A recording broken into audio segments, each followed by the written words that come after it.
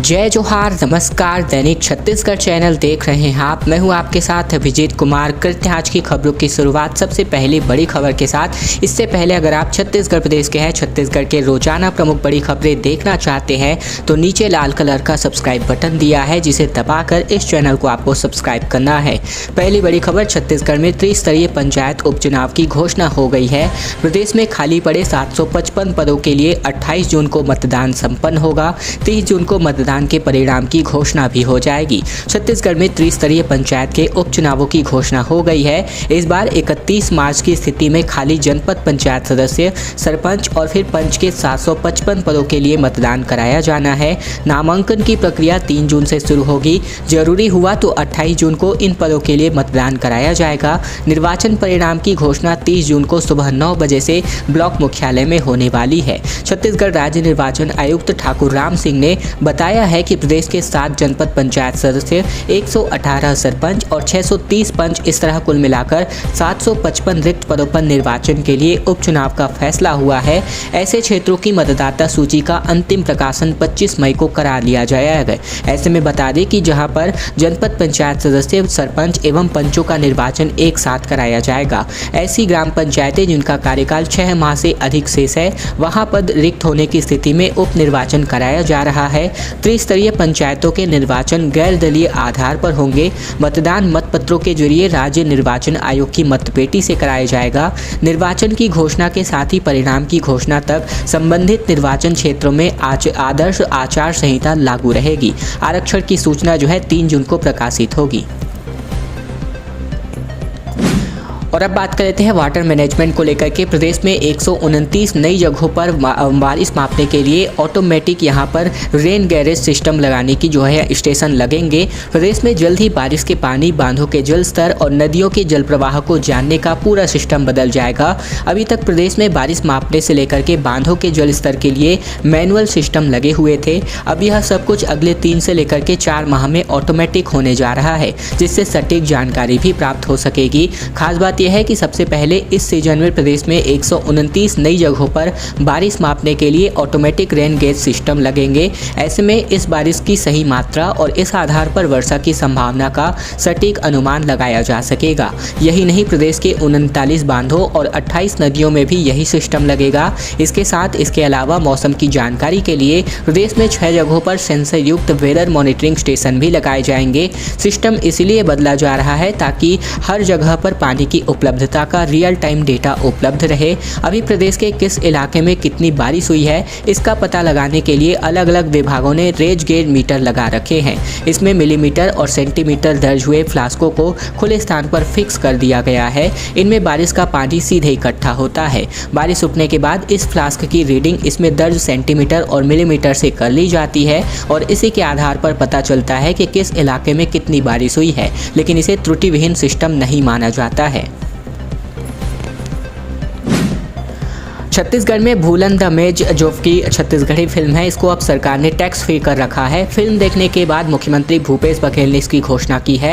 मंत्री और पदाधिकारी भी फिल्म देखने के लिए साथ गए हुए थे। मुख्यमंत्री भूपेश बघेल ने बीती शाम को छत्तीसगढ़ी फिल्म भूलन द मेज देखी। मुख्यमंत्री कांग्रेस की कार्यशाला के बाद मंत्रियों, पदाधिकारियों और कार्यकर्ताओं के साथ फिल्म देखने पहुंचे थे। फिल्म देखने के बाद मुख्यमंत्री भूपेश बघेल ने भूलन द मेज फिल्म को छत्तीसगढ़ी में टैक्स फ्री करने की घोषणा कर दी है। निर्देशक मनोज वर्मा की यह छत्तीसगढ़ी फिल्म प्रख्यात साहित्यकार संजीव बख्शी के उपन्यास भूलन कांदा पर आधारित है। पिछले साल इस फिल्म ने क्षेत्रीय भाषाओं की श्रेणी में बेस्ट फिल्म का राष्ट्रीय पुरस्कार जीता था।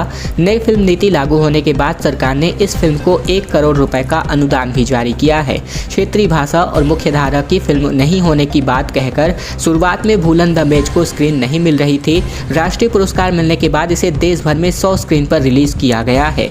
पीपली लाइव में नत्था का अमर किरदार निभा चुके ओंकार दास मानिकपुरी भी इस फिल्म में लीड रोल में हैं। 4G नेटवर्क से कनेक्ट होंगे नक्सल प्रभावित 116 गांव। माओवादी करते थे विरोध मगर अब पुलिस सुरक्षा के बीच टावर लगाने का काम शुरू हो चुका है। छत्तीसगढ़ में सुकमा जिले के 116 नक्सल प्रभावित गांव अब जल्द ही 4G नेटवर्क से जुड़ पाएंगे। इन सभी गांवों में मोबाइल टावर लगाए जाएंगे। सुकमा के गीनम नाला इलाके के पास टावर लगाने की शुरुआत कर दी गई है। बताया जा रहा है कि जवानों की सुरक्षा के बीच काम तेजी से होगा और तकरीबन 1 से 1.5 महीने के अंदर ही नक्सल प्रभावित 116 गांवों में टावर लगाने का काम पूरा कर लिया जाएगा। यूसोफ प्रोजेक्ट लेव 2 योजना के तहत टावर लगाए जा रहे हैं। इसके अलावा बात करें तो सुकमा जिले के नक्सल प्रभावित गांवों तक नेटवर्क पहुंचाने के उद्देश्य से पहले भी मोबाइल टावर लगाने की कोशिशें की गई थीं, लेकिन नक्सली इलाका जबरदस्त इस विरोध करते थे। नक्सल दहशत की वजह से ग्रामीण सामने आकर मांग नहीं कर पा रहे थे। यही वजह था कि जो यहाँ पर टावर वो नहीं लग पा रहा था, लेकिन अब जैसे तैसे इन इलाकों में पुलिस कैंप खुले हैं तो कनेक्टिविटी बढ़ाने की कोशिशें भी तेज हो गई हैं। जवानों ने इलाके में अपनी पैठ बढ़ाई है और ग्रामीणों का भरोसा भी जीता है। धू धू कर जलने लगी 50 से भी ज़्यादा बाइक। जैसा कि आप सभी वीडियो के माध्यम से देख सकते हैं, पुलिस स्टेशन कैंपस में रखी थी, अचानक इसमें बाइक में आग लग गई। दूर तक यहां पर लपटें उठती दिखी। बिलासपुर के पुलिस स्टेशन में रखी 50 से भी ज़्यादा बाइक में अचानक आग लग गई। आग लगने से सभी गाड़ियां जलकर राख हो गई हैं। वहीं अचानक आग भड़की हुई थी, जिसके बाद इसे तुरंत बुझाने का प्रयास किया गया मगर नहीं बुझाया जा सका। बात करें तो तकरीबन 1 घंटे तक जो है यहाँ पर आग बुझाने का प्रयास करता, जो यहाँ पर फायर डिपार्टमेंट है वो आग बुझाने के लिए मशक्कत करता रहा। इसके बाद तब जाकर आग पर काबू पाया गया। हादसा रतनपुर थाने का है। दरअसल बुधवार दोपहर को पुलिस स्टेशन में सभी पुलिसकर्मी काम कर रहे थे। थाने में पीछे की तरफ से अलग अलग मामलों में जब्त गाड़ियाँ रखी हुई थीं। बताया गया कि ऐसी तकरीबन 50 से ज़्यादा मोटरसाइकिल थीं और इस बीच दोपहर को तकरीबन 12 बजे के आसपास बाइक में आग लगी। इसके बाद आग भड़कने लगी और धीरे धीरे पास में रखे सभी मोटरसाइकिलें जलकर खाक हो गई। और अब बात कर लेते हैं यहाँ पर एक बार फिर से जो है नौतपे के 8वें दिन जो है गर्मी से राहत की खबर आ रही है, क्योंकि बस्तर में मौसम बदला। कई इलाकों में भी हल्की बारिश हुई है। किसानों के लिए एडवाइजरी मौसम विभाग ने जारी की है। छत्तीसगढ़ में बात करें तो नौतपा के 8वें दिन भी मौसम बदला है। दंतेवाड़ा, जगदलपुर और बीजापुर समेत आसपास के कुछ इलाकों में हल्की बारिश हुई है, जिससे इन जिलों में मौसम सुहावना हो गया। वहीं बस्तर के कुछ जिलों में भी बादल छाए हुए। हालांकि तापमान में कुछ खास उतार चढ़ाव नहीं हुआ है। 2 जून को नौतपा का अंतिम दिन रहा। ऐसे में बात करें तो यहाँ पर जो है माफ़ कीजिए 2 जून यानी कि आज को जो है मौसम विभाग ने जारी की है एक एडवाइजरी, जिसके मुताबिक अगर मैं बात करूँ तो कंद वर्गीय सब्जियों जैसे कि कोचई, जिमीकंद, शकरकंद और मसाला फसल जैसे हल्दी, अदरक की बुआई के लिए खेतों की तैयारी कर ले। साथ ही बेल वाली सब्जियों के लिए लगाने के लिए छोटी पॉलीथीन थैलियों में नर्सरी तैयार कर सकते हैं। धान की नर्सरी के लिए गोबर खाद की व्यवस्था भी कर लेने की बातें कही गई हैं। इस सप्ताह के दौरान चारा फसलों जैसे कि मक्का, बाजरा की बुआई करी जा सकती है। बीजों के अधिकतम अंकुरण के लिए पर्याप्त नमी बनाए रखनी चाहिए। बुआई 3 से 4 सेंटीमीटर की गहराई पर और पंक्ति से पंक्ति में 25 से 30 सेंटीमीटर की दूरी पर करने की यहाँ पर एडवाइजरी मौसम विभाग ने किसानों के लिए जारी की है। छत्तीसगढ़ में सबसे कम बेरोजगार सामने आ रहा है एक रिपोर्ट के मुताबिक। दरअसल CMIE यानी कि centre for monitoring Indian economy ने यहाँ पर छत्तीसगढ़ में 0.7% बेरोजगारी दर बताई है। यह देश में सबसे कम है। इसके अगर मैं खबर बताऊँ इससे पहले मैं आपको ये बता देना चाहता हूँ कि यहाँ पर बेरोजगारी दर से तात्पर्य सीधे सरकारी नौकरी से नहीं होकर अपितु यहाँ पर जो भी यहाँ पर काम है जो रोजगार के अंतर्गत आते हैं, जैसे कि गोबर कलेक्शन का काम हो गया, साथ ही साथ रोजगार मनरेगा का काम हो गया, इन सभी के माध्यम से इस प्रकार का सर्वे किया जाता है। ये सर्वे CMIE जारी करती है, तो ये सिर्फ हमारा बताने का प्रयास है। दरअसल छत्तीसगढ़ में इस समय देश के सबसे कम बेरोजगार हैं। Centre for monitoring Indian economy यानी कि CMIE की ओर से जारी नए आंकड़ों के अनुसार मई माह में छत्तीसगढ़ में बेरोजगारी दर मात्र 0.7% रही। इसके अलावा बात करें तो सामान्य शब्दों में इसका मतलब ये है कि मई महीने में काम की उम्र के प्रत्येक 100 लोगों में 0.7 लोग यानी कि 1 से कम ही लोग बेरोजगार थे। छत्तीसगढ़ इस साल लगातार सबसे कम बेरोजगारी दर वाले राज्यों में शामिल रहा।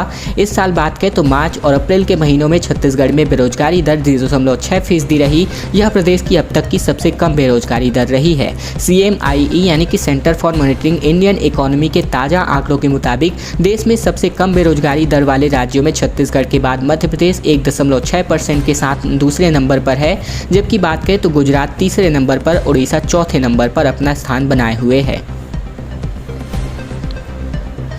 छत्तीसगढ़ PSC कैंडिडेट के लिए अब कॉपी देखना और आसान हो गया है। अब वेबसाइट पर खुद जो है जाकर चेक कर सकते हैं, फीस भी नहीं लगेगी और पहले RTI के तहत यहाँ पर जानकारी लेनी पड़ती थी। छत्तीसगढ़ लोक सेवा आयोग यानी कि PSC एक बड़ा काम करने जा रहा है। किसी भी परीक्षा के बाद अब परीक्षार्थियों को अपनी कॉपी देखने के लिए सूचना के अधिकार यानी कि RTE से जानकारी मांगने की जरूरत नहीं होगी। वे अपनी लिखी कॉपी खुद ऑनलाइन देख सकेंगे। यह व्यवस्था PSC की इस साल जो है मेंस की परीक्षा से पहले ही की जा रही है और इसके लिए इन्हें पैसे भी नहीं देने होंगे। PSC मेंस परीक्षा के नतीजे व फाइनल लिस्ट अगस्त तक आने की संभावना है। ऐसे में सितंबर में इन नतीजों को PSC की वेबसाइट पर अपलोड कर दिया जाएगा। कोई भी परीक्षार्थी अपना कोड डालकर उसकी कॉपी को देख सकेगा कि उसका मूल्यांकन किस तरह से हुआ है। अब तक यह होता था कि अपनी कॉपी देखने के लिए उम्मीदवारों को RTE के तहत आवेदन करना होता था और इसमें न सिर्फ उनकी मेहनत जबकि पैसा और समय भी बर्बाद होता था, बल्कि काफ़ी परेशानी भी होती थी। अब यह बहुत ही आसान होने वाला है।